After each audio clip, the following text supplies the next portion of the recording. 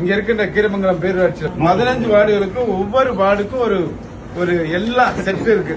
இதை என்னன்னா இதை நீங்க சரியா பயன்படுத்தினீங்கன்னா இந்த பொருட்களை வச்சு நீங்க இன்னும் ஒரு வருஷத்துல பேரூராட்சி தேர்தல் வரப்போது ஈஸியா வெற்றி பெறலாம். மேற்பனைக்காட்டுல நம்ம பக்கத்துல தான் செந்துர பாண்டின்னு ஒரு பையன் என்ன பண்ணிருக்காருல, அவர் ரத்த தான முகாம் நடத்தி எல்லாருக்கும் ரத்தம் கொடுத்தாரு.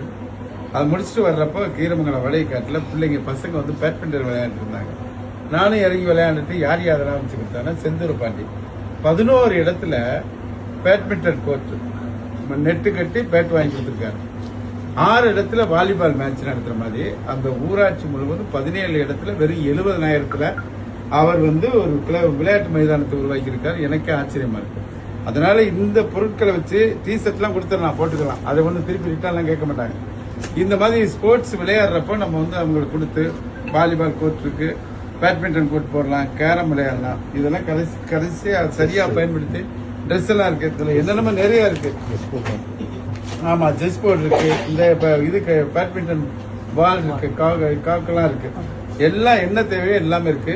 இது பேரூராட்சிக்கு ஒரு வார்டுக்கு ஒரு செட்டு, இதே நகராட்சிக்கு 2 செட்டு, மாநகராட்சிக்கு 3 செட்டுன்னு கொடுத்திருக்காரு. அதனால நம்ம பிள்ளைகள் டவுன்ல கிரவுண்டுக்கு வர வைக்கணும், அதான் முக்கியம். இவர்களை வச்சு ஒவ்வொரு வார்டு கவுன்சிலரும் எங்க இடம் கிடைக்குதோ, ஒரு சில வார்டுல இடமே இல்லாம இருக்கும்.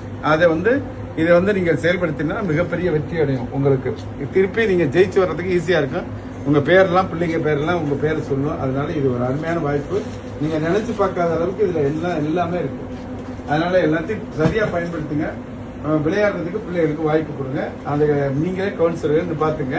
அதே மாதிரி போஸ்ட் டேங்க் கேட்டிருக்கீங்க. 9 இடங்கள்ல ஒரு பேரூராட்சி தலைவர் மூலமா இந்த இது மயானம் கேட்டிருக்கீங்க. அது நிறைவேற்றி தரோம். அதே மாதிரி பேரூராட்சிக்கு வர வேண்டிய நிதி இப்ப வர வேண்டியது கொஞ்சம் விடுபட்டு இருக்கு, அது வாங்கி தரோம். அதே மாதிரி வீடு, பேரூராட்சிக்கு வீடு ஒன்றிய அரசாங்கம் நிறுத்திட்டாங்க. அதனால நம்ம முதலமைச்சர் இன்றைக்கு 2030க்கான ஒரு தொழில்நுட்ப திட்டத்தை அறிவிச்சிருக்கார். அதுல இன்றைக்கு ஊராட்சியில கொடுக்கிற கலைஞனின் கனவு இல்ல வீடு அடுத்த பேரூராட்சிகளுக்கு உயர்த்தி தரப்படும் 2 லட்சம் வீடு கட்டித்தரேன்னு சொல்லியிருக்காரு. அதுல எல்லாருக்கும் வீடு வாங்கி தரேன். அதே மாதிரி 100 நாள் வேலை திட்டமும் இன்றைக்கு செயல்படுத்தப்படுகிறது. அதுக்கும் நம்ம முதலமைச்சராக தான். தப்பி தவறி பாஜக இவர்களுக்கு யாராச்சும் ஓட்டு போட்டீங்கன்னா 100 நாள் வேலையே இருக்காது. ஏற்கனவே இருந்தது. தமிழ்நாடு முழுவதும், இந்தியா முழுவதும் இன்றைக்கு இருக்கின்ற தேசிய ஊரக வேலைவாய்ப்பு திட்டம் மகாத்மா காந்தி பேர்ல இருந்த 31ஆம் தேதியோட முடியுது. 2009 கலைஞரும் மன்மோகன் சிங் தொடங்கி வைத்த திட்டம் மார்ச் மாதம் 31ஆம் தேதியோட முடியுது. அதனால பிரச்சாரத்தை இந்த தேர்தலை பொறுத்த வரைக்கும் பாஜக அதிமுக கூட்டணி தமிழ்நாட்டில் காணொலினால் மக்களுடைய உரிமைகளை பாதிக்கும், நமது தாய்மொழி தமிழை பாதிக்கும், வளர்ச்சி அடைந்திருக்கின்ற தமிழ்நாட்டை சீர்குலைச்சிட்டு போயிடுவாங்க. அதனால இவற்றையெல்லாம் கவனத்தில் எடுத்து நீங்கள் பணியாற்ற வேண்டும்.